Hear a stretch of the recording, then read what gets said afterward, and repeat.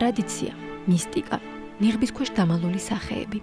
თებერვალმა თალხი ფერი დათმო და გზა ფერად კოსტიუმებს, ნიღბებსა და სიცოცხლეს მოწყურებულ საზოგადოებას დაუთმო.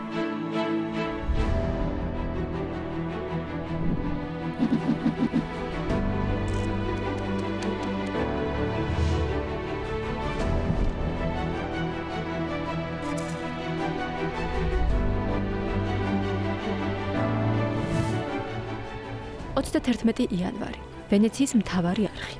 ნავების აღლუმს არც მეტი არც ნაკლები, გოლიათი ვირთხა პანტეგანა მიუძღვება.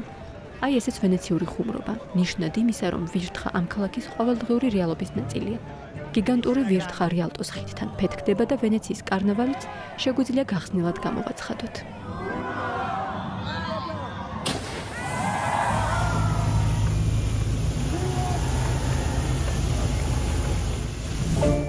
წყაროებში ეს ტრადიცია მე-11 საუკუნიდან ჩნდება და ყოველთვის აღდგომის დიდ მარხვას უძღვის წინ.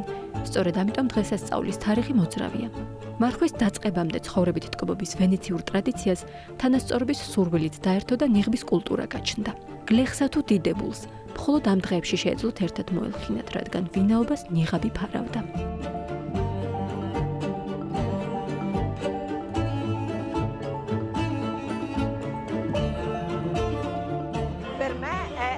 იყო ვენეციელი, ჩემთვის ეს ნიშნავს ვიყო სიცოცხლით სავსე, ინტელიგენტი საზოგადოების წევრი და რაც მთავარია, ნაწილი იმ დიდებული ტრადიციისა, რომელსაც ვაცოცხლებთ. კარნავალი წელს კიდევ უფრო გრანდიოზულია. მიხარია ჩვენი ხალხისა და ქალაქის გამო. ღმერთმა დაგლოცოთ. კარნავალზე არც ეს პადრია ნამდვილი. აქ სრული თავისუფლებაა. ყველა ის ხდება, ვინც თავად სურს. ქუჩაში ხეტიალი კოსტიუმების შოუ, თეატრალური წარმოდგენები, აკრობატიკა და ნიღბების კონკურსი. გასართობებით თავბრუ თუ დაგეხვათ, შეგიძლიათ ტრადიციული ტკბილეულის გასასინჯად შეისვენოთ. შემდეგ ისევ გაერთოთ თავბრუს ხვევამდე, თუ კი ამას წყლის დონე დაგასდით. ესეც ჩემი $10 ჩექმები, ისევე როგორც სხვების.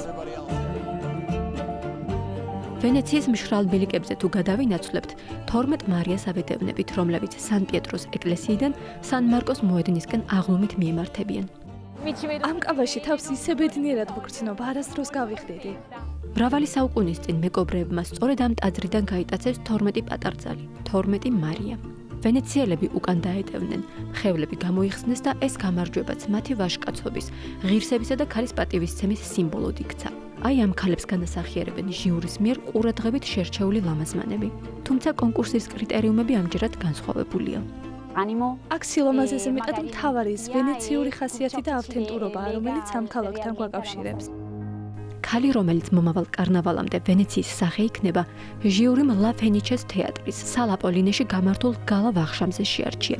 ასე რომ გამარჯვებული 18 წლის მარტინ დიობულო მომავალ წელს ქალაქის მთავარი კოშკიდან ტრადიციულ ანგელოზის ფრენას შეასრულებს.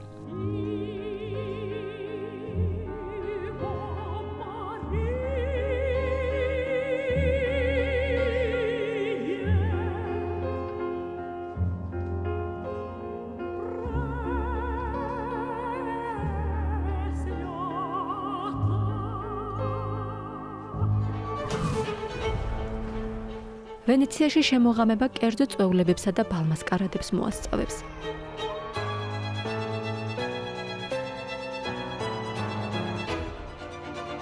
თუმცა ეს ძვირის სიამოვნება ყველასთვის არ არის. სამაგიეროდ საყოველთაო სანახაობა გრანდ კანიონზე ელოდა მაყურებელს.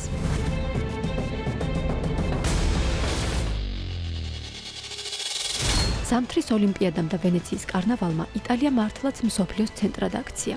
თუმცა ზღაპარს დასასრული ყოველთვის აქვს და ახლაც ღონისძიება 17 თებერვალს საწყალოსნო შოუმ დახურა. ამით კი ქალაქის საკარნავალო ჟრიამოც მომავალ წლამდე დაემშვიდობა.